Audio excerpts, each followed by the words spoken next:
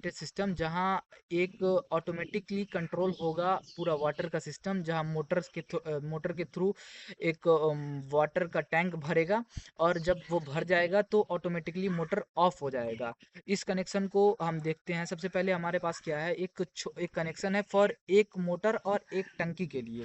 जहां हमारे पास एक टैंक, लेट से हमारे पास यहाँ पे एक टैंक है। ये मैंने yellow light is used for the yellow light is used for the valve, and red light is used for the uh, uh, uh, sorry and red light is used for the motor, and yellow light is used for the solenoid valve, and solenoid valve is directly connected to the water tank. So what happened here, there is also I use push buttons is used as a float switches. So what happened here, जब हमारा water float switches means when the water is upper than the float upper switch level, so the water connection is off, the motor is off, and the valve is off. So यहाँ पे क्या होगा, जब हमारा पानी इस ऊपर से अप लेवल से ऊपर है, यानी कि ऊपर वाले फ्लोट स्विच से ऊपर है, तो हमारा पूरा कनेक्शन ऑफ होगा। और जब हमारा पानी इस नीचे वाले फ्लोट स्विच से नीचे आएगा, हमने फ्लोट स्विच की जगह पे यहाँ पे पुश बटन यूज किया है, क्योंकि float switch is not available on this website, and also I have use one channel relay module, because two channel relay module or four channel relay module is not available on this website. Also I have used LEDs for to denoting the motors and motor, and the second LED is to denoting the valve, because also as I said that this type of thing is not available on this website, and this website is easy to learn for me right now. So what happened here, uh, what happened here, so when the जब पानी हमारा इस अपर वाले level से नीचे रहेगा, तो हम जब पानी हमारा मीन्स एक टैंक है, एक टैंक के अंदर जब पानी एक लेवल पे आ जाएगा, जैसे जो हमारा सेटर लो लेवल है, जिसे हमने सेट कर रखा है, मैनुअली सेट कर रखा है,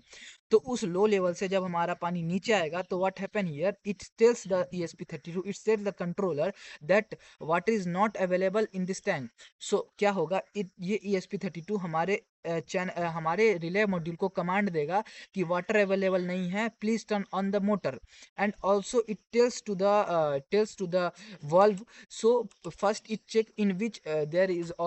only one tank, so हमारे पास एक ही टंकी है, तो it also opens the valve, so in one time also open the motors and the valve in one time. so क्या होगा, जब हमारा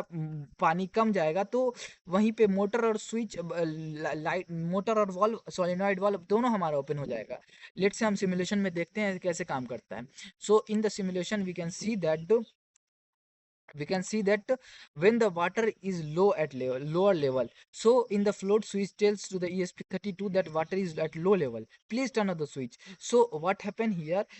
it tells it open the relay module first and relay module 2 second. So relay module second open is like a solenoid valve, it open the valve and water goes through it and water fill the tank, and the red light is for the motor, it motor is open, and जब पानी हमारा late से यहाँ पे एक level है, धीरे धीरे धीरे करते करते up level and it touches the upper float switch. So हमारा अपर फ्लोट स्विच कनेक्शन देगा, कनेक्टिव ESP32 को कहेगा कि यहाँ पर पानी हमारा भर चुका है, अब कृपया मतलब please turn off the motor. So ये इस पे इनपुट देगा, ये क्या करेगा, चैनल इसको, ये relay module is work as a switch, so it turn off the switch. So इस कंडीशन में जब हमारा ये इसको कनेक्शन देगा, तो ये स्विच ऑफ हो जाएगा। जैसे कि हमने देखा, it light is off, the both light is off means the motor is off and the solenoid valve is off, and इस कंडीशन में हमारा टैंक भर गया। And then the scenario comes when the water is low level, the it tells to the ESP32 that water is at low level, please turn on the motor, it on the motor, and this condition work properly in the infinity times, and as it जितना time तक ये work करेगा। So ये